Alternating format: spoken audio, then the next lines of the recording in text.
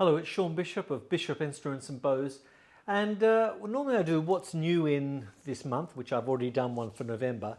I am doing what's new in this week because I've got 4 brand new instruments that I think are worth talking about, and just sort of show the I don't want to say eclectic, but it's the style of instruments I like, and these encompass everything really in a new instrument that I enjoy. So let's start off with Gonzalo Biolo. We have a Guarneri copy of his. It's I think it's a generic Del Gesù copy. Very beautiful back. If you can see that back, it's just gorgeous. Pictures on my website, and very reminiscent of some of the Violin styling pattern wear in the antique instruments. Really sounds fantastic. I probably should play a few notes too. Just pass me that bow there, could you please?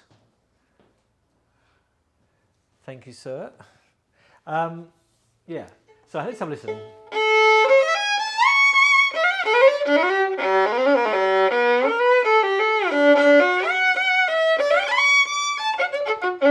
Nice and open sounding. I actually just tuned them all up. It's a cold day in London today, 0 degrees. Pegs were flying everywhere and strings popping. But yeah, that's a lovely violin. And like I said, I really enjoy it. Beautiful antique, incredibly tasteful. Okay. The next violin I have is Cremona by Azoyan, who made a beautiful late period Strat copy, more antiqued than the Bayalo. And I can certainly appreciate the beauty. I mean, it's beautiful use of colours on the back, lovely natural wear. And, you know, give this a few years, people will think it's an old violin. Of course, it's a brand new violin. Very nice, powerful. He's a very talented young man, and we're lucky to get a violin or 2 every year from him. And he's working on a viola for me for next year, so that'll be interesting to see. Right, let's have a quick play.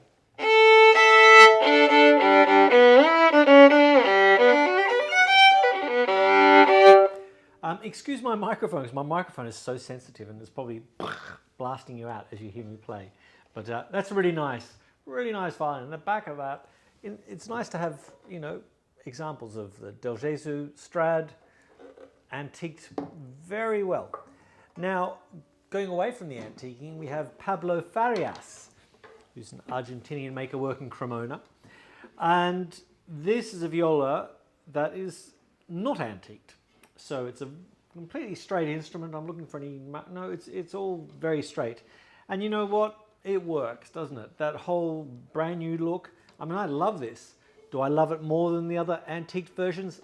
I don't know, because I love them. And it's a constant conundrum for violin lovers worldwide, isn't it? New versus old. Do we want violins to look old? Do we want them to look new? The big part of me says, well, as an art form, I like a new instrument to look new. I can't think of anything. No one says make me a Picasso copy and make it look old, because they're worthless, aren't they? But I do accept that players like to look like they've got an old violin and they enjoy the look. And I enjoy the look too. You know, don't get me wrong. I love them. I mean, I luckily love all violins that are well made. And Pablo makes a very beautiful viola. I've had many of them over the years, and I hope to have many of them in the future. And this one, wow, it sounds fantastic. Let's have a quick play using my violin bow.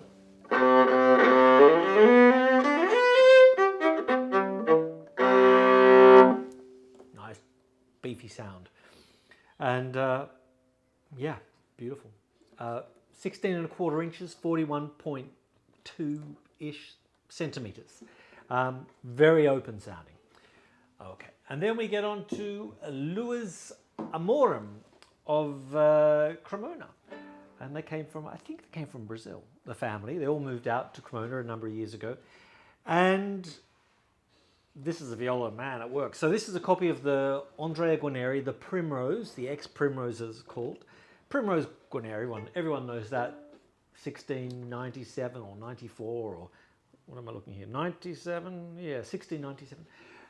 Back a little bit bigger than the previous, so this is 41.5, I think.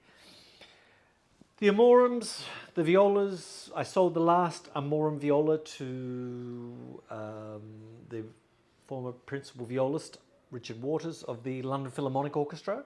He's now leading the Sydney Symphony viola section, playing on Amorim. And I just got this in a couple of weeks ago. It's going to sell very quickly because when you hear the sound of this, whew, big.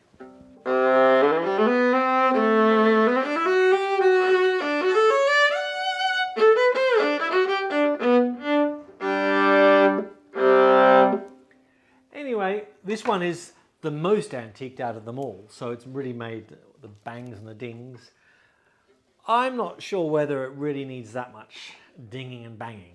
I think if you took away some of the marks on the instrument, it will still look beautiful, and I do wonder that if the makers over a year didn't do so much antiquing, they might be able to make another violin or a viola, a bit of extra dosh.